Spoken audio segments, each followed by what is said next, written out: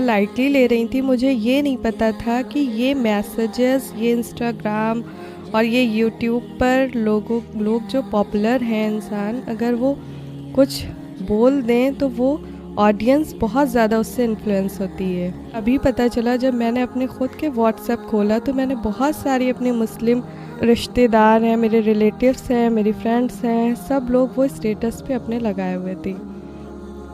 मतलब ये है कि इंसान ने अब अपना सोचने का मयार इतना गिरा लिया है, ये समझ लिया है कि अगर कोई पॉपुलर इंसान है वो जो कुछ भी बताएगा वो सही ही होगा। अब किसी पॉपुलर इंसान ने पोस्ट करी, वो हमें सही लगी, बस हमने उसे शेयर करना स्टार्ट कर दिया।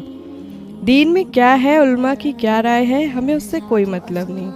मतलब बस ये है कि जो पॉपुलर है वो जो भी बताएगा वो सही ही होगा। मुफ्ती, आलिम और इतने सारे इल्म वाले लोग जो बैठे हुए हैं बोल रहे हैं, वो सब गलत बोल रहे हैं अब तक। इस्लाम में बर्थडे मनाना हलाल है या मकरूह है, मतलब कोई भी डेज़ हो इस्लाम में मनाना मकरूह है या हलाल है, ये हमें पता ही नहीं करना है। मेजॉरिटी मुस्लिम बर्थडे मना रही है, ये गुनाह है। मतलब हमें नहीं पता ये गुनाह है या क्या है, लेकिन हम लोग मना रहे हैं तो हमें उस पर अब नहीं होना है। मतलब ये भी नहीं सोचना है कि अरे हाँ हम एक गुनाह कर रहे हैं। मज़ीद छोड़ने की जगह हम उसे और बढ़ावा दे रहे हैं। एक तो वैसे ही हम लोग गुनाहों में लिपटे हुए हैं। और ये एक रिसर्च मैंने करी है, इस्लाम में बर्थडे मनाना हलाल है या मकरूह, ये सब हमें जानना ही नहीं है।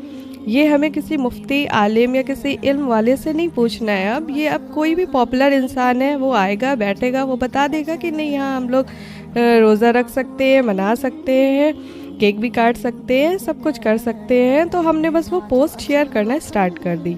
It is the kind of the innovations in religion. The evidence in the Quran and Sunnah indicates that celebrating birthday is a kind of bid'ah or innovations in religion which has no basis in the pure Sharia. These birthday celebration also involve the imitation of Jews and Christians in their birthday celebration. आखिर में हम यही कहना चाहते हैं कि अगर कोई पॉपुलर इंसान कुछ बोल दे या कुछ कह दे तो हमें उस पर इतना यकीन नहीं करना है।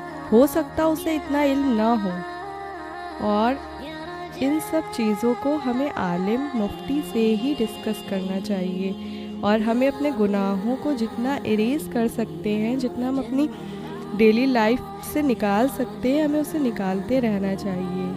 क्योंकि आखिरत का गम बहुत बड़ा गम है, ये दुनिया तो कुछ भी नहीं है उसके आगे।